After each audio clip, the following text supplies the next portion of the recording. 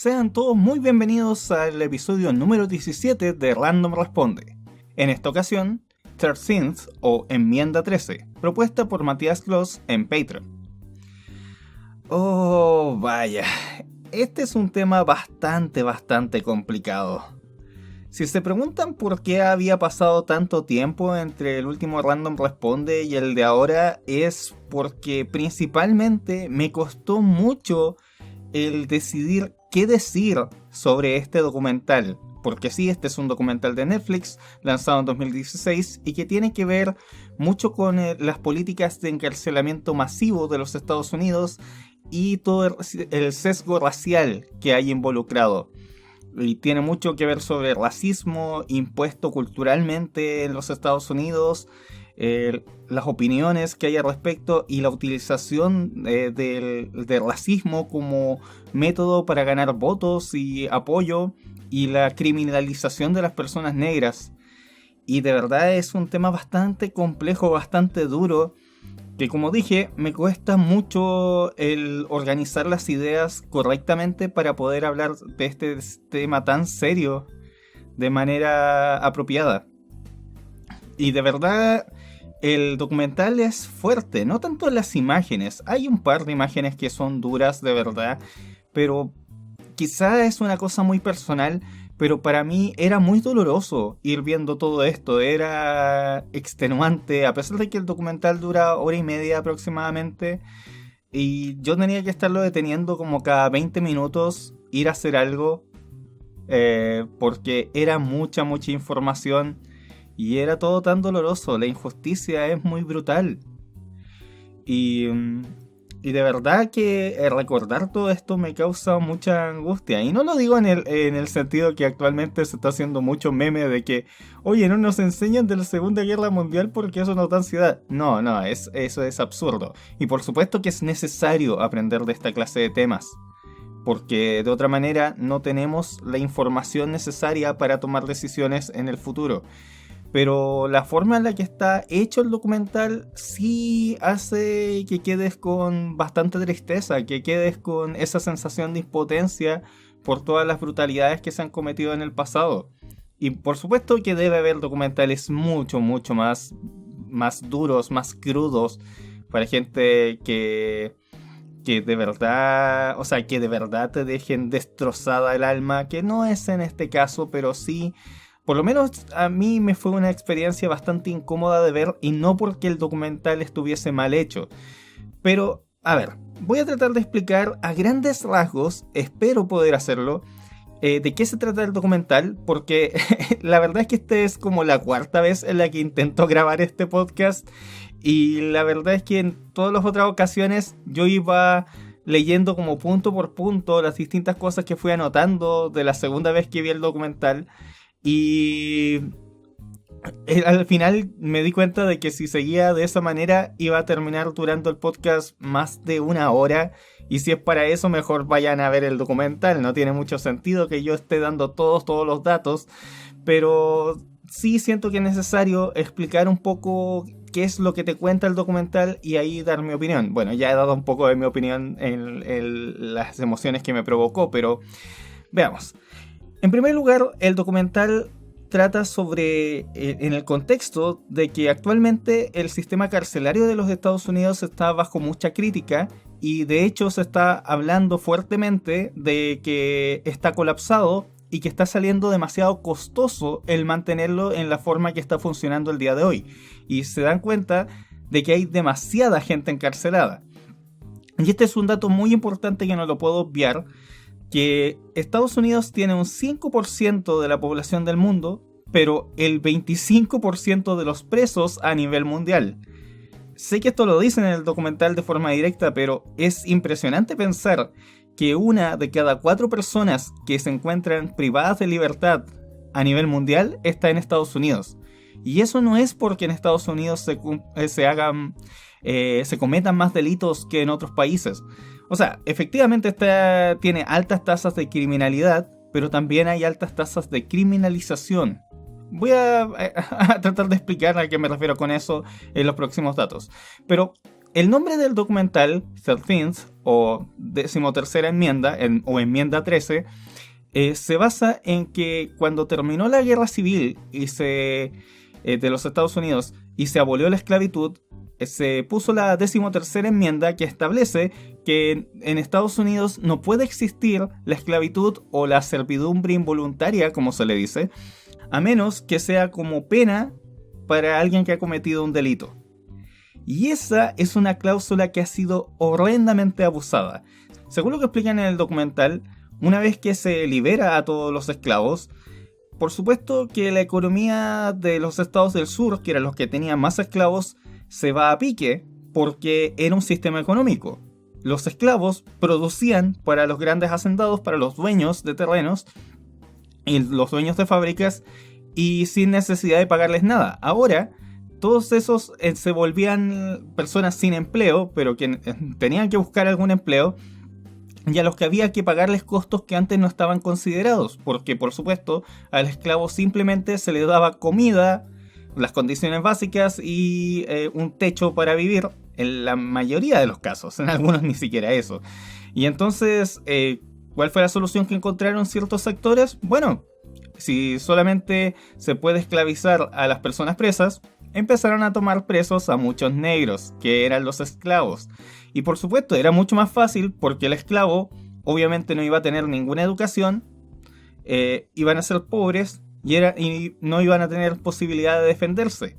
Era mucho más fácil y por tanto hubo personas negras a las que se les tomó presas por vagancia, lo cual es completamente subjetivo, y piensa que la mayoría no tenían casa, entonces es fácil determinar vagancia, o por botar basura en la calle. Delitos extremadamente menores te dejaban preso, y muchas veces de por vida, porque el país necesitaba gente para trabajar y producir, para así repuntar la economía. Y esa clase de abusos, para que poder sostenerlo en el tiempo, también se empezó con toda una narrativa de criminalizar y caricaturizar a las personas negras. Entonces, en el folclore estadounidense empezó a surgir esta imagen del negro como un ser bestial, como un ser que tiende a cometer más delitos, más crímenes, como un asesino, como un violador. Y claro, habían algunas personas negras que eran ex esclavos que al encontrarse en la extrema pobreza no veían otra solución que cometer delitos para poder sobrevivir, porque no les daban ni trabajo a muchos. O en algunos casos eran trabajos degradantes e incluso en peores condiciones que cuando eran esclavos, entonces muchos no lo aceptaban.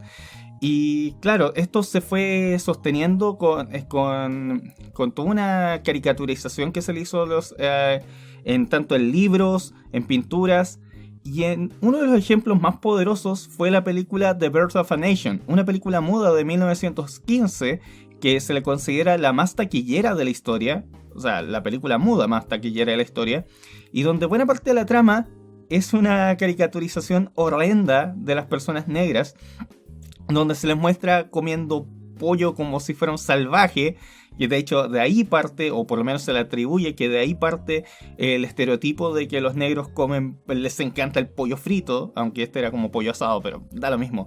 De ahí surge esa idea. También toda la trama se trata sobre que un negro intenta ofrecerle matrimonio a una mujer blanca, la cual lo toma como un intento de violación, a pesar de que él no hace nada de ese estilo, según lo que recuerdo de la película. Y hay una fuerte escena en la que ella, con tal de escapar de él, se tira por un barranco, y por eso lo declaran culpable y lo matan. Tiene un linchamiento y lo matan, o por lo menos eso es lo que recuerdo de lo que mostraban en el documental. Y lo que resulta más absurdo, si lo ves con los ojos de hoy, es que se muestran los miembros del Ku Klux Klan, una agrupación abiertamente racista, como los héroes de la película. E incluso, según lo que dicen, el impacto de la película fue tan fuerte que aumentó los números del clan.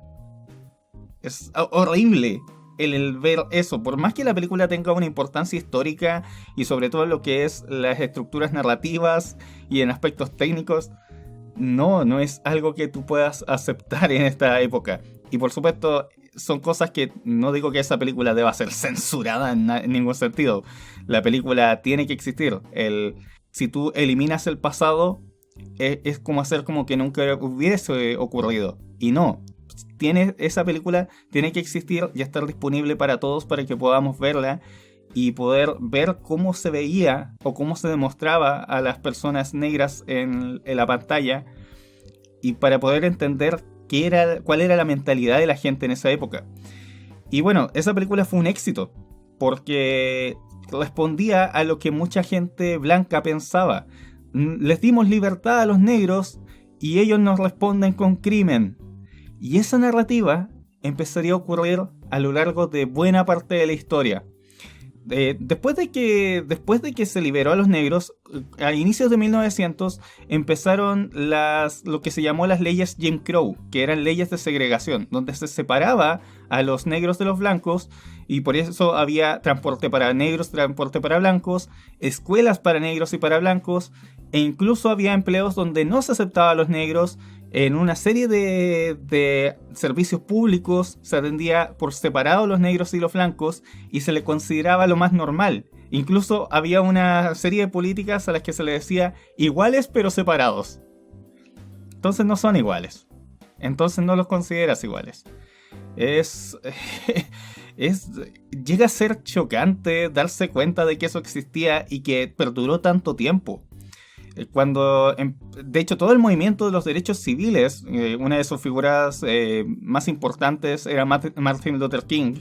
Ellos luchaban por esa clase de cosas, y eso ya eran los 50. O sea, fueron 5 décadas en las que se mantuvo esa segregación, e incluso posterior a eso todavía costaba mucho separar, o sea, hacer de que la gente aceptara que se mostrara a un niño negro en una sala de clases llena de otros niños blancos en una serie de televisión, por ejemplo.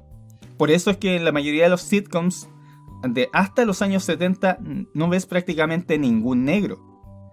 Entonces ahí tú empiezas a entender que esa separación era real, no era algo que fuera como inventado o que fuera algo que se detuvo una vez que se acabó la esclavitud.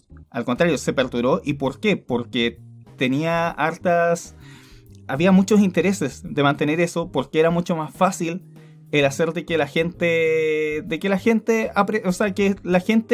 excluyera a los negros, los considerara como unas personas de segunda clase, a los que se les viera más como los criminales, como los que probablemente no debes confiar. Y esa imagen incluso los propios negros la empezaron a cultivar, no confiando entre sí mismos, y así era mucho más fácil el apresarlos y hacerlos trabajar para el Estado o para el país.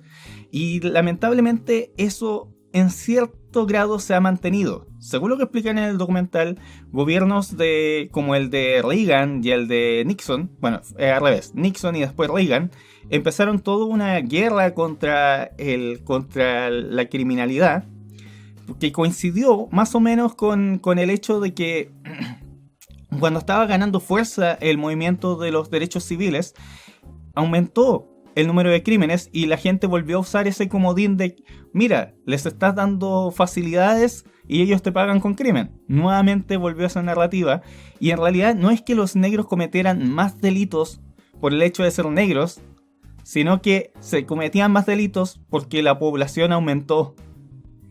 Y eso es obvio. Si mantienes las mismas condiciones económicas y sociales que provocan que ocurra la delincuencia en primer lugar, entonces es obvio que al aumentar la población va a aumentar la delincuencia, porque la inequidad y la falta de oportunidades va a seguir siendo la misma, o incluso puede que aumente. Y entonces se utilizó todo eso como una forma fácil y rápida de ganar apoyo popular.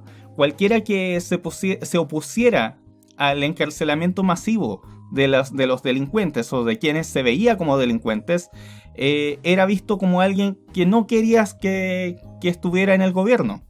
Entonces los sectores republicanos, que eran los que más apostaban a eso, por supuesto que ganaron mucho apoyo, y se fortaleció el ataque a los grupos de los derechos civiles, porque se les asociaba con defender supuestamente delincuentes. De hecho, en su momento, ciertos grupos como el de Martin Luther King decidieron violar la ley a propósito, las leyes de segregación en específico, para así demostrar el absurdo de esas leyes. Y en cierta forma le funcionó, pero también hizo de que la gente asociara aún más a las personas negras con la delincuencia. Entonces, toda esta... empezó a ocurrir una serie de cosas después con Reagan, que uno pensaría que Nixon era peor, pero no, Reagan fue mucho peor. A pesar de que el tráfico de drogas no era tan importante, no era un tema que le preocupara mucho a la ciudadanía, él declaró una guerra contra las drogas extremadamente fuerte y que se concentró en atacar los barrios bajos. En vez de tratarlo como un tema de salud, el tratar el tema de la adicción, lo trató como un tema de delincuencia. Entonces empezaron a tomar presos a un montón de personas por ser consumidores de poquísimas dosis de droga o por transportarla, que claro, es un delito, pero se les daban sentencias brutales sin atacar las raíces del problema. Y eso demolió las comunidades latinas y negras, porque claro, se destruían familias. Si tú tomas al padre de una familia o a los hijos de un sector y los sacas a todos, se destruye toda una comunidad. Y eso genera un círculo vicioso, porque dejas familias descabezadas, sin recursos, sin proveedor, o quizás sacas a los dos. Si sacas solamente a la madre y la madre igual trabaja, quedaron pero con menos recursos de los que tenían, o en algunos casos generas que el niño también tenga que salir a trabajar y eso lo junta con malas juntas, como se le dice aquí en Latinoamérica. Es todo un círculo vicioso que genera aún más destrucción, más daño, al no tratar el problema adecuadamente y al hacerlo principalmente como lo que se le conoce como populismo punitivo. O sea, sí, está ocurriendo esta situación, voy a encarcelar más gente. Y normalmente esa no es la solución. La solución es otorgar oportunidades, es otorgar educación, es ver qué está pasando ahí y ver cómo puedes solucionarlo. Claro, hay varios que cometen delitos horrendos y a esos hay que castigarlos. Pero también tienes que ir viendo por qué se llega a eso. ¿Por qué hay gente que decide conducir un camión que transporta droga? ¿Solucionas el problema del narcotráfico tomando preso al que transporta la droga? Porque lo va a reemplazar otro, eventualmente. Entonces, es un tema que es sumamente complicado y que tiene un fuerte sesgo racial. Y ahí hay un asunto. Yo, tratando de ser lo más imparcial posible, tratando de ser neutro, empecé a ver... este documental se nota que también está intentando hacerte pensar de cierta manera. Y claro, todos los documentales intentan que el espectador le haga caso, o sea, que coincida con la posición presentada por el documental. Es un poco la idea. Y para eso se apela mucho a la emoción. Y ahí yo pensé, bueno, sí, es posible que esto no tenga tanto sesgo racial, que a lo mejor lo estén interpretando de cierta manera, pero tenían las cuñas precisas de asesores de Reagan y de Nixon, que admitieron de que esos planes eran principalmente para tomar gente negra presa. Y después se nos informa de que existe una agrupación en los Estados Unidos que se llama ALEC, que en este momento no me acuerdo qué es lo que significa la sigla, que es ALEC, pero que es una especie de club, podríamos decirlo, entre los dueños de las grandes corporaciones o representantes de las grandes corporaciones y varios diputados y senadores republicanos. Y ALEC lo que hace es supuestamente facilitar la elaboración de leyes, pero en realidad lo que hace ALEC es dictar leyes. Le dicen las leyes que tienen que votar a los representantes del Parlamento estadounidense del lado republicano. E incluso se ha visto de que una ley propuesta por alguien que pertenecía a ALEC tenía el logo de ALEC y se le había olvidado quitarlo. Así de absurdo, así de... Eso es corrupción, es horrendo porque es hacer leyes dictadas por los intereses de las personas que manejan el poder económico. Y entre medio estaba una agrupación que es la dueña de la mayor parte de cárceles privadas. Porque sí, en Estados Unidos existen las cárceles privadas que son dadas en concesión por el Estado. Entonces, y eso mueve todo un aparataje económico. Entonces no les conviene de que se hagan modificaciones que disminuyan la cantidad de gente que resulta presa, porque, por ejemplo, para tener las cámaras de seguridad dentro de las prisiones se tiene que contratar a una empresa de seguridad, para el proveer alimentos se tiene que contratar a una empresa de alimentos, también para lo médico, para una serie de aspectos. Y que al ser una empresa privada, por supuesto que no va a querer perder el dinero que está recibiendo del Estado para hacer eso. Y para eso tiene que haber presos. Para eso tiene que haber más y más presos, ojalá. Y eso es todo bastante perverso cuando se le ve así. Y las cifras no mienten. O sea, se ha ido viendo como en cada década suben y suben los montos de presos en los Estados Unidos de una manera que no corresponde ahora al crecimiento de la población.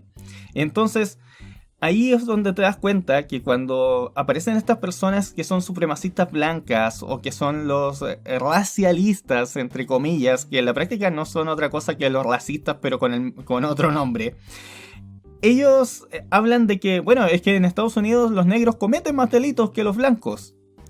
Pero, ¿qué es lo que consideran como delito en este caso? Porque se nota que hay un sesgo de mandar más negros presos. De hecho, se nos habla de que en los Estados Unidos se privatizó lo que se le llama el sistema de fianzas. Por ejemplo, ahora se le está... Bueno, son dos puntos. Uno es que ya que se están llenando las prisiones, y de hecho la agrupación esta se fue de ALEC, la agrupación dueña de la mayoría de las prisiones, que también está involucrada en todo lo que tiene que ver con las leyes de inmigración, donde en los centros de inmigración a la larga están apresando a un montón de personas simplemente por el parecer inmigrantes en muchos casos. Los tienen ahí por un largo tiempo y a veces están legalmente en el país y aún así se les dio la potestad a los policías de tomar los presos. De hecho, en South Park hay un capítulo en relación a eso, del absurdo de esa situación. Pero... bueno, después de que se fue, algunos empezaron a convertirlo. Bueno, no llenamos las prisiones, pero ahora lo hacemos por medio de los GPS, con los brazaletes, que son para que la gente esté presa, pero dentro de su casa, o que no pueda salir del estado. O sea, la libertad bajo palabra se empezó a privatizar con esa forma nueva de ganar dinero. Pero también, actualmente, lo que se está haciendo mucho para poder mantener estas cifras de criminalidad y poder seguir llenando las cárceles, es que se le ofrece, sobre todo a las personas negras, que cuando se les declara culpables de algún crimen, o mejor dicho, no culpables, cuando se les toma detenido por algo, de hecho nos cuentan el caso de un chico que simplemente estaba volviendo de una fiesta a su casa y lo encontraron unos policías y lo tomaron detenido y le ofrecieron que lo podían dejarlo libre por $15,000 o irse a juicio. O en algunos casos les piden, bueno, declárate culpable y te vamos a dar, qué sé yo, 6 meses, o anda a juicio y el mínimo serán 15 años. Y por supuesto muchos deciden declararse culpables de algo que no hicieron, e irse presos por un periodo más corto, que perder una parte importante de sus vidas peleándolo en el juicio. O sea, que podrían llegar a salir libres. Incluso este chico, que es el caso que se menciona, bueno, se habla de varios casos muy horrendos, pero este caso en particular, él decidió ir a juicio porque él no había hecho nada, no sentía que era correcto declararse culpable y tampoco tenía los $15,000 que le estaban pidiendo, y estuvo 3 años en la prisión, donde fue tan brutal su experiencia que intentó suicidarse varias veces y en realidad no había cometido nada. O sea, y al final el juez revisó el caso y lo dejaron libre. Y 2 años después él había quedado tan tan destruido mentalmente que se suicidó 2 años después. Es devastador. Es un sistema que te destruye y que es extremadamente injusto con las personas negras y secundariamente con los latinos.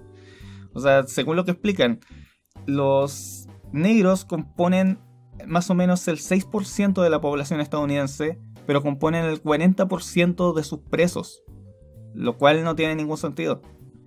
Claro, podría ser la situación que dicen los racialistas, entre comillas, de que los negros cometen más delitos, pero esto nos da a entender las razones históricas por las que la gente piensa eso, el por qué los propios negros piensan eso, y el por qué muchas veces se les declara culpables de crímenes y que salen en la estadística como, mira, los negros cometen más crímenes de cosas que ni siquiera hicieron.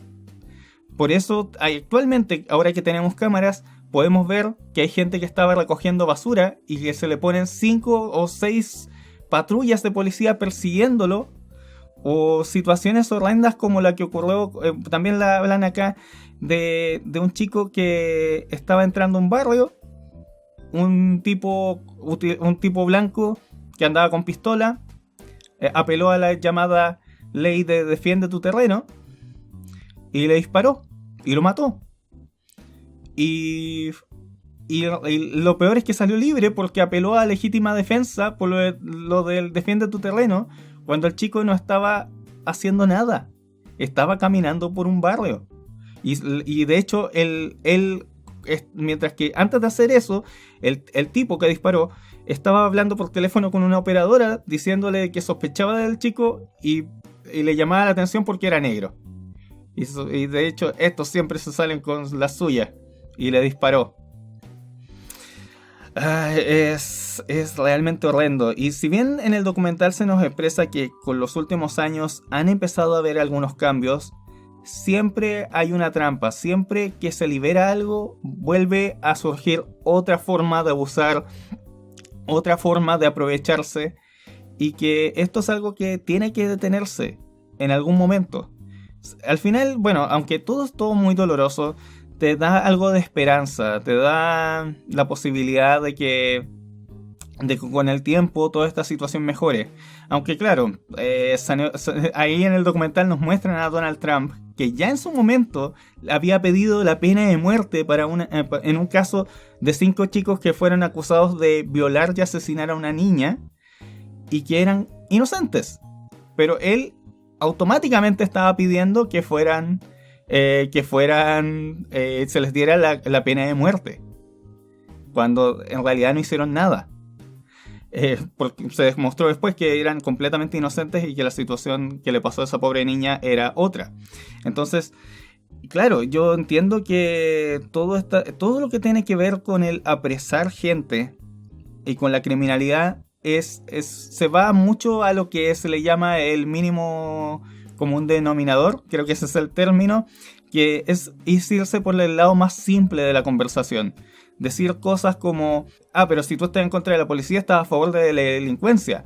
Pero si tú estás en contra de que se le dé una paliza o torturen a un ladrón que se persiguió, estás a favor de los delincuentes. No necesariamente.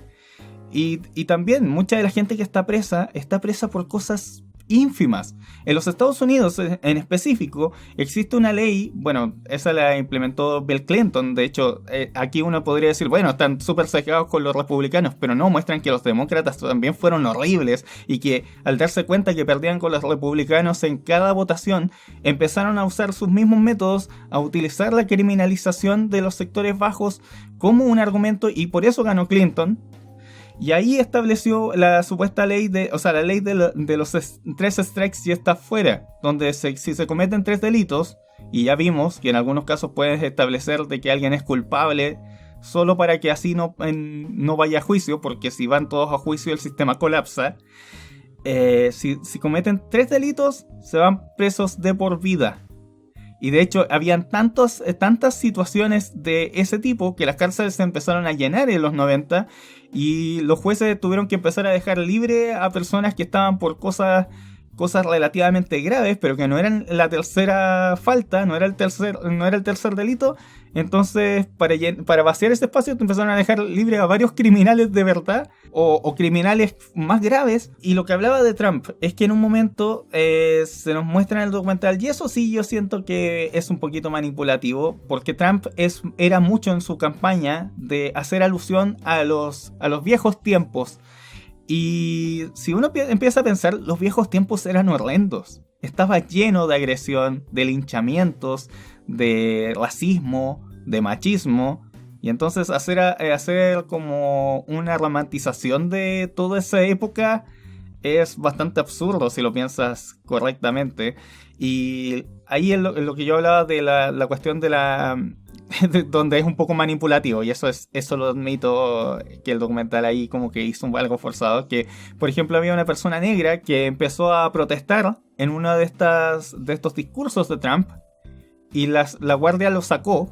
O sea, los guardias del lugar lo sacaron, la gente los empujaba, y Trump decía: en los viejos tiempos a él lo hubieran sacado en camilla. Yo amo los viejos tiempos. En los viejos tiempos no le hubiera ido tan fácil. Y claro, se nos muestran imágenes de los años 30, de los años 40, donde a personas negras también, por protestar en contra de algo, se les daba una paliza en las calles, o se les empujaba hasta que se largaran del lugar. Y también una persona que efectivamente fue sacada en camilla porque la noquearon. La dejaron muy muy lastimada. Y claro, no es exactamente lo mismo, pero lo que sí es cierto es de que Trump, más allá de las opiniones que él pueda tener sobre las personas negras o los latinos, sí le dio mucha legitimidad, por decirlo de alguna manera, a las personas racistas. Muchas personas racistas en Estados Unidos se sintieron validadas cuando Trump fue elegido presidente. Yo tengo un amigo negro en los Estados Unidos, y él dice que cuando salió electo presidente Trump, por lo menos en los primeros meses, les era complicado tomar transporte público, porque había algunos chicos blancos, supremacistas, qué sé yo, que les decían que se sentaran en la parte de atrás. Y para evitar problemas, mejor se iba a sentar para atrás.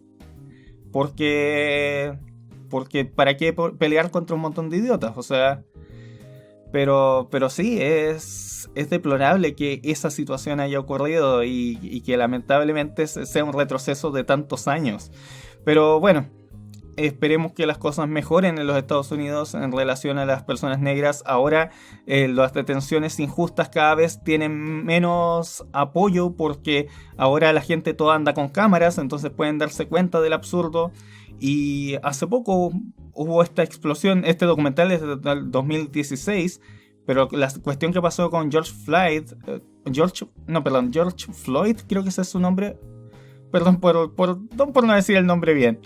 Pero esta persona que, según entiendo, se le acusó de dar un cheque falso, y se le empezó a tratar con fuerza excesiva.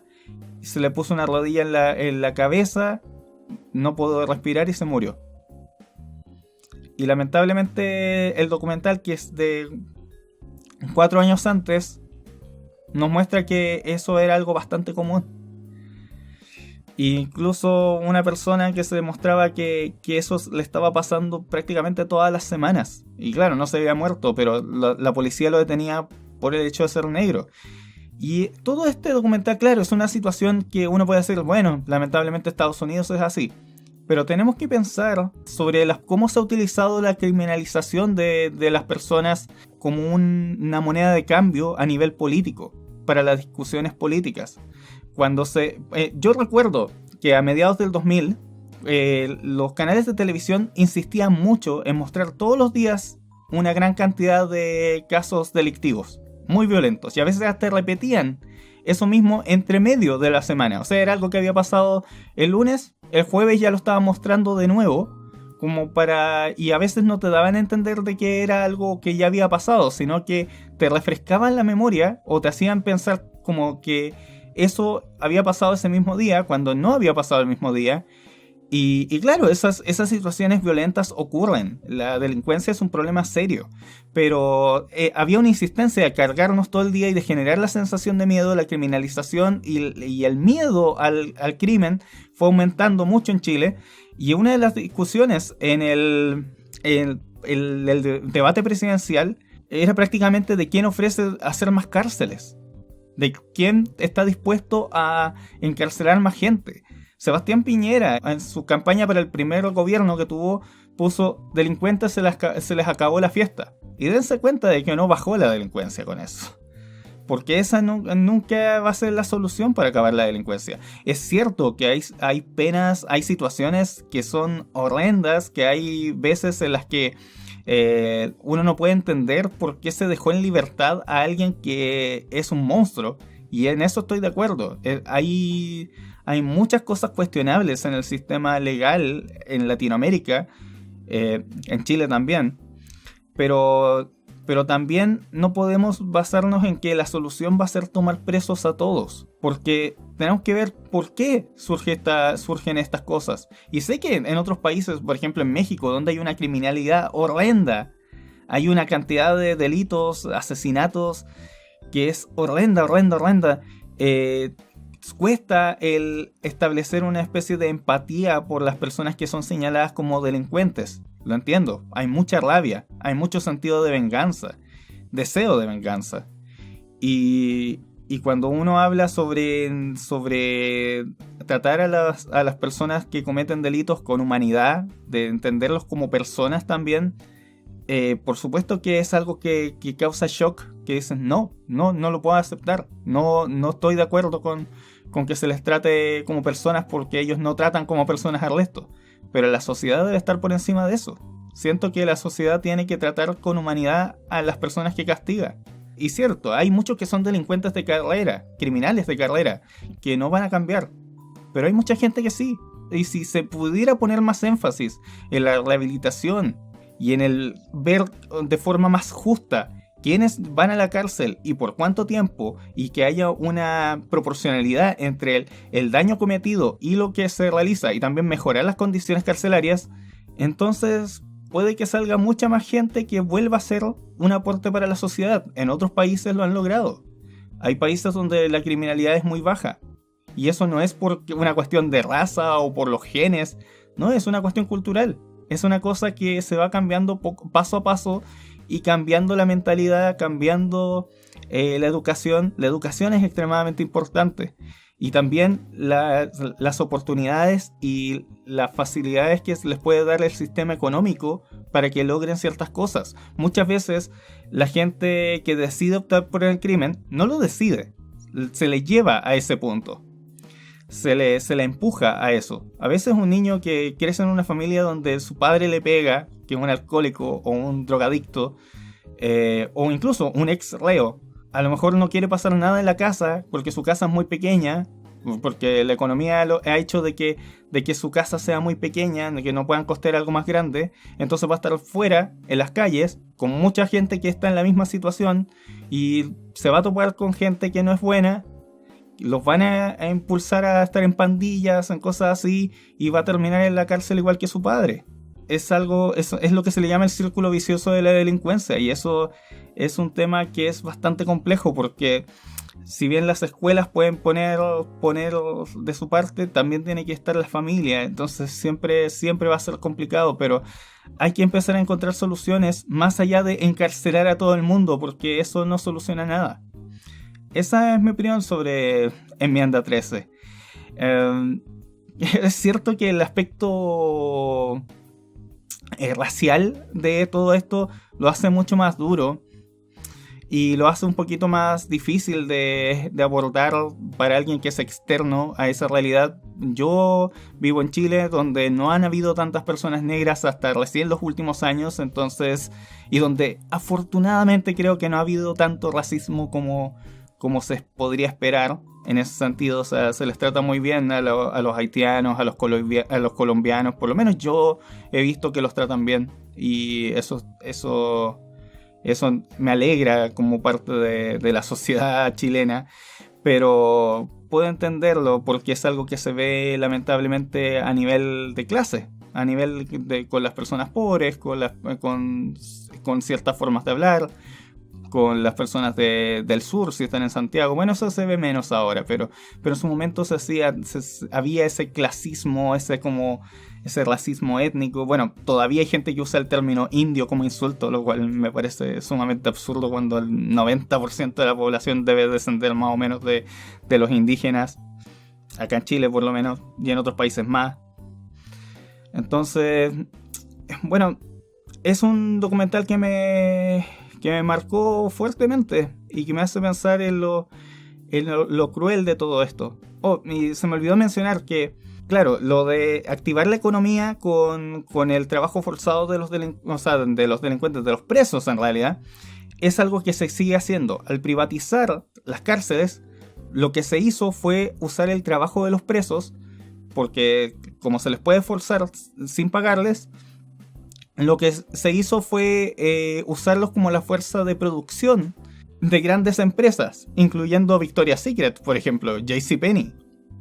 De hecho, cuando se descubrió eso, esas empresas se retiraron y cambiaron a sus proveedores para que así los alejaran de eso. Pero por años estuvieron eso. También los productores de productos agrícolas, por ejemplo las papas de Idaho, se producen mayormente por presos. Y ese trabajo no remunerado porque, claro, la enmienda les permite hacer eso. Y actualmente es un sistema tan abusado que si lo reviertes completamente, va a pasar lo mismo que en la época de la esclavitud y van a tener una crisis económica. Y espero que eso no esté pasando en este país. Por eso, cuando se habla del trabajo forzado para los presos, yo puedo entender el sentimiento. Puedo entenderlo de que, oye, están siendo mantenidos por el Estado, hagámoslo, retribuirlos de cierta manera. Y entiendo el sentimiento, pero también permite muchos abusos si eso no se controla. Así que es un tema bastante complicado que a lo mejor me queda grande. Pero el documental es bueno. El documental tiene un par de problemas de ritmo, mete algunas canciones que yo entiendo para que las metieron, pero no me convence tanto como forma de conectar las secuencias. En un momento se mueve toda la historia aumentando el número de presos en el país según la fecha. Y eso lo encontré bastante entretenido, pero me llamó la atención que se detuviera así como en el último tercio. Ya eso no siguió apareciendo. Hay algunas conexiones donde no te dejan demasiado claro el sesgo racial, porque solamente te explican cómo se usa la criminalización como forma de manejar tanto la política como la economía. Pero ahí ya no te deja tan claro, sobre todo ahora último, el por qué eso sigue ocurriendo o el si eso de verdad sigue ocurriendo. Aunque claro, tú ya quedaste con toda la sobrecarga de información anterior, entonces entiendes de que va para ese lado. Pero siento que no hace un buen trabajo en esa última parte. La música es buena, sobre todo el tema musical que suena al final, bien destacable. Y bueno, obviamente estimula bastante las emociones. Creo que no es algo entretenido de ver, pero no es aburrido. Definitivamente es un documental que yo le recomendaría a la gente que le interesan estos temas de derechos civiles y el comprender el por qué está la situación de racismo en los Estados Unidos y el por qué ha sido tan difícil de erradicar. ¿Por qué? Porque le interesa a mucha gente que siga siendo igual. Pero como dicen al inicio del documental, somos el producto de las decisiones que tomaron algunos y de quienes sufrieron por esas decisiones. Pero es importante saberlo para así poder afrontar el futuro. Esa es verdaderamente mi opinión sobre Enmienda 13. Espero les haya sido interesante este podcast. Perdón si me alargué demasiado. Me suele pasar en estos podcasts. Sí, duró más de 46 minutos. Oh, eso es... es como... ¿Para qué escuchar tanto rato si pueden ir a ver el documental que dura solamente el doble? Pero bueno, y lo intenté hacerlo más corto, pero me fui en una parte con mis opiniones personales y era inevitable. Bueno, gracias por escucharme el día de hoy. Espero que les haya agradado este podcast y Nada, espero tratar un tema bastante más entretenido y menos denso para la próxima ocasión. Cuídense mucho y nos vemos en la próxima. Adiós.